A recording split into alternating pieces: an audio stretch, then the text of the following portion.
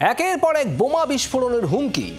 প্রথমে দিল্লি হাইকোর্ট, তারপর মুম্বাই হাইকোর্টে, আর এরপর বিহার পুলিশের সদর দপ্তরে হলো বিস্ফোরণের হুমকি। সব জায়গাতেই নড়েচড়ে বসলো পুলিশ, শুরু হলো তল্লাশি। দিনের শেষে সবকটি ভুয়ো হুমকি বলে দাবি পুলিশের। কিন্তু এত ভুয়ো বিস্ফোরণের হুমকির নেপথ্যে ঠিক কী কারণ?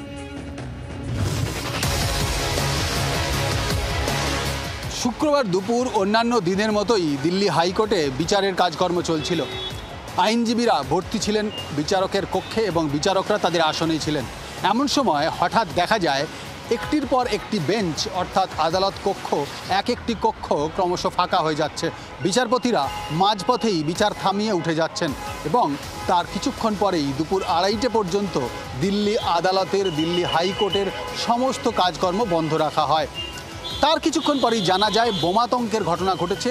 দিল্লি হাইকোর্টের ভেতরে কোথাও আইইডি বিস্ফোরক রাখা হয়েছে এবং যা অতিমাত্রার বিস্ফোরক তা কারা রেখেছেন সেই বিষয়ে একটি ইমেল এসে পৌঁছয়।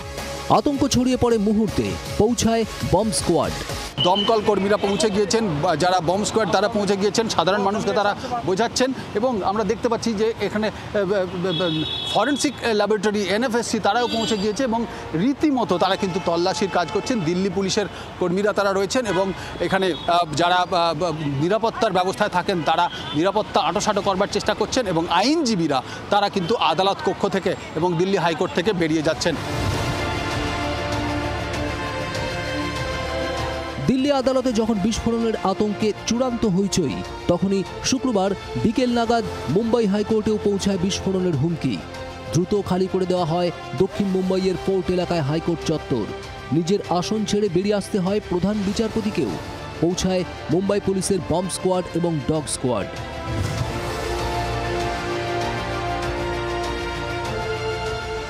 দিল্লি এবং মুম্বাই হাইকোর্টের পর বিস্ফোরণের হুমকি আসে বিহার পুলিশের সদর দপ্তর পাটনায়। যদিও দিনের শেষে কোথাওই কোনো বিস্ফোরণ ঘটেনি, তল্লাশিতেও মেলেনি কোনো বিস্ফোরক। সবকটি ভুয়ো হুমকি মেল বলেই দাবি পুলিশের। কিন্তু এত ভুয়ো হুমকি আসছে কিভাবে? এর আগে একাধিকবার এরকম ভুয়ো হুমকি বার্তার প্রেরকদের চিহ্নিতও করা হয়েছে। কিন্তু কেন আটকানো যাচ্ছে না এরকম ভুয়ো হুমকি? প্রশ্নটা থেকেই যাচ্ছে। ব্যুরো রিপোর্ট, জি24 ঘন্টা।